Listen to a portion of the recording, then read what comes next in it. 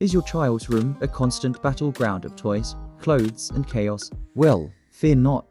Today, we're going to give you some game-changing tips on how to organize your kid's room and turn it into a peaceful oasis for both you and your little one. Trust me, I know the struggle. But with a few simple tricks, we can conquer the clutter and reclaim our sanity. Let's jump right in. Tip number 1.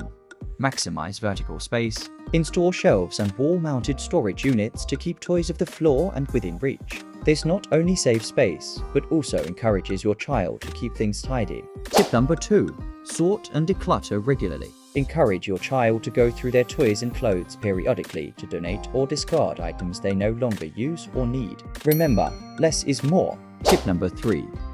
Utilize bins and baskets. Invest in some colorful bins and baskets to corral toys, books, and art supplies. Labeling them can make cleanup time a breeze and teach your child valuable organizational skills. Tip number 4. Create designated zones. Designate specific areas for different activities, such as a reading nook, a play corner, and a study area. This helps your child understand where things belong and encourages them to keep the room tidy. And finally, tip number 5.